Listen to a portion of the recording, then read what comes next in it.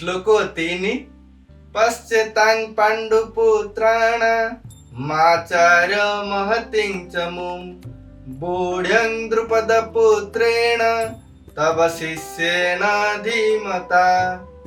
ବ୍ରାହ୍ମଣ ସେନାପତି ଗୁରୁ ଦ୍ରୋଣାଚାର୍ଯ୍ୟ ଏବଂ ଅର୍ଜୁନଙ୍କ ସ୍ତ୍ରୀ ଦ୍ରୌପଦୀଙ୍କ ପିତା ରାଜା ଦ୍ରୁପଦଙ୍କ ମଧ୍ୟରେ ଥରେ କଳହର ସୂତ୍ରପାତ ହୋଇଥିଲା।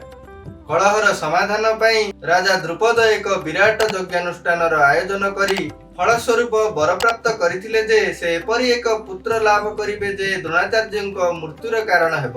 ଏହା ଦ୍ରୋଣାଚାର୍ଯ୍ୟ ଠିକ୍ ଜାଣିଥିଲେ ମଧ୍ୟ ଦ୍ରୁପଦ ପୁତ୍ର ଧୃଷ୍ଟଦ୍ୟୁମ୍ନଙ୍କୁ ବିନା ଦ୍ୱିଧାରେ ନିଜ ଶିଷ୍ୟ ରୂପେ ଗ୍ରହଣ କରି ବିଭିନ୍ନ ଶସ୍ତ୍ର ବିଦ୍ୟାର ଶିକ୍ଷା ସହ ଗୁପ୍ତ ଯୁଦ୍ଧ କୌଶଳର ଶିକ୍ଷା ମଧ୍ୟ ପ୍ରଦାନ କରିଥିଲେ। ପରିଶେଷରେ କୁରୁକ୍ଷେତ୍ର ସମର ସଜ୍ଜାରେ ଧୃଷ୍ଟଦ୍ୟୁମ୍ନ ଗୁରୁଙ୍କ ପକ୍ଷ ନ ନେଇ ପାଣ୍ଡବମାନଙ୍କ ପକ୍ଷରେ ରହି ପାଣ୍ଡବ ସୈନ୍ୟବାହିନୀକୁ ଯେପରି ସୁସଜ୍ଜିତ ପ୍ରସ୍ତୁତ କରିଥିଲେ ତାହା ଦେଖି ଦୁର୍ଯ୍ୟୋଧନ ମନରେ ବିଜୟର ସନ୍ଦେହ ଜାତ ହୋଇଛି। ବାପା ମା ଓ ଗୁରୁଜନଙ୍କ ମନରେ ଆମମାନଙ୍କ ପାଇଁ ସ୍ନେହ ପ୍ରେମ ମୋହ ଥିବା ଯୋଗୁଁ ଆମେ ଭୁଲ କଲେ ମଧ୍ୟ ଆମ ସପକ୍ଷରେ ରହି ଆମକୁ ସୁରକ୍ଷିତ କରନ୍ତି।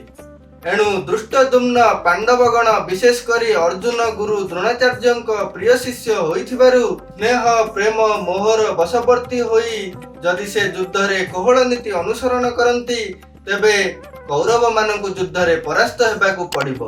ଏହି ପରିପ୍ରେକ୍ଷୀରେ ଦୁର୍ଯ୍ୟୋଧନ ଦ୍ରୋଣାଚାର୍ଯ୍ୟଙ୍କୁ ଅତୀତର ଭୁଲକୁ ମନେ ପକାଇ ଦେଇ ସାବଧାନ କରିଦେଉଛନ୍ତି।